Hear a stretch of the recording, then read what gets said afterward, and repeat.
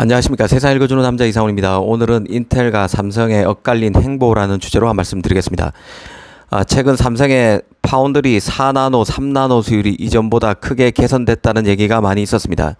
국내 하이투자증권에서는 삼성 파운드리의 4나노 수율이 75%를 넘어섰고 TSMC의 4나노 수율은 그 80%라면서 삼성이 TSMC 레벨과 거의 같은 수준까지 올라왔다는 보고서를 냈습니다. 특히 눈에 띄는 것이 바로 3나노 수율이었는데요. 삼성의 3나노 수율은 60%, TSMC의 3나노 칩 수율은 55% 수준이라 삼성이 앞설 수 있다고도 했습니다.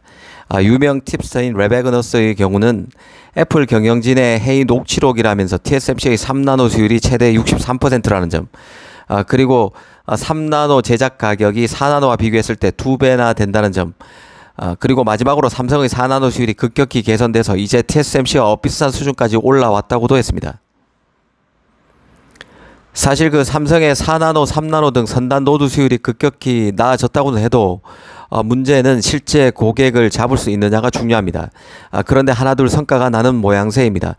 최근 퀄컴이 스냅드래곤 8 4세대 AP를 내년에 삼성과 TSMC 3나노에 공이 맡길 것이라는 얘기가 나온 데 이어서 한 유명 팁스터는 퀄컴이 TSMC의 3나노 남은 캐파가 고작 15%에 불과하고 TSMC의 제작 단가도 지나치게 비싸서 삼성 3나노의 AP 물량을 몰아줄 수 있다는 전망도 내놨습니다.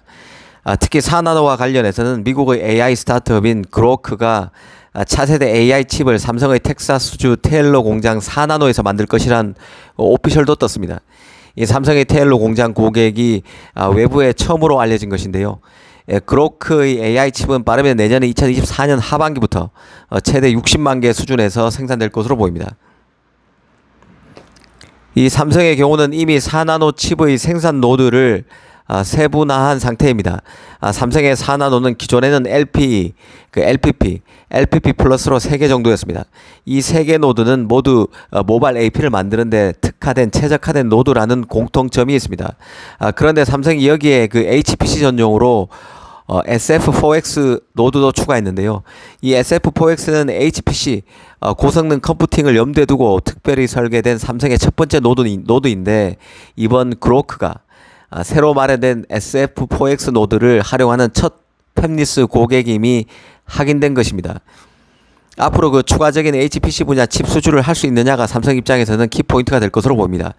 특히 AMD, 엔비디아 등 대형 팹리스 칩 물량 확보가 가능할지가 우선적인 관심이 될 수밖에 없다는 생각입니다. 이와 관련해서 엔비디아 GPU가 풍기 현상일 만큼 AI 붐이 생성형 AI 붐이 일고 있는데요. 이 엔비디아 칩은 4나노와 7나노 수준에서 만들어집니다.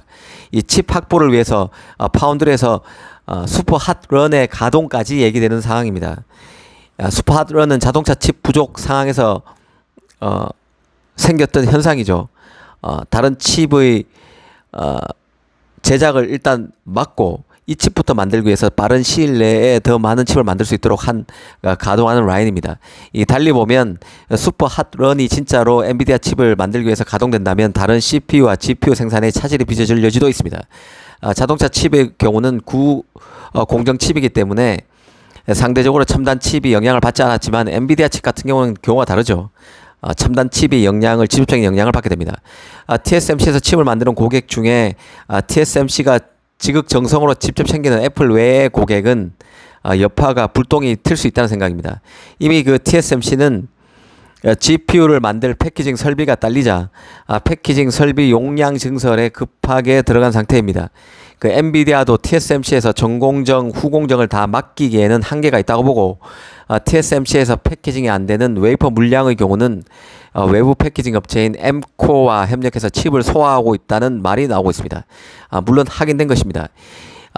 삼성이 TSMC가 만든 엔비디아 칩이 새겨진 웨이퍼를 받아서 웹 패키징을 해주겠다는 제안을 엔비디아에 넣었다는 확인되지 않은 소식도 이미 언론에 보도되고 있는 상태입니다. AMD의 경우는 리사수 CEO가 당장의 눈앞에 펼쳐진 AI GPU 경쟁에 치여서 지난 7월 대만 방문 당시에 파운드리 파트너로 TSMC만 중요하다는 취지의 실언을 하기도 했습니다. 전 공정의 패키징 기술을 당장 만족시킬 수 있는 안정적 파트너로서 TSMC 중요성을 강조한 것으로 볼 수 있지만 TSMC 생산 캐파의 부족으로 삼성을 항시 제2의 옵션으로 고려할 수밖에 없는 AMD CEO가 대외적으로는 하지 말아야 할 발언을 했다는 게 개인적인 생각입니다.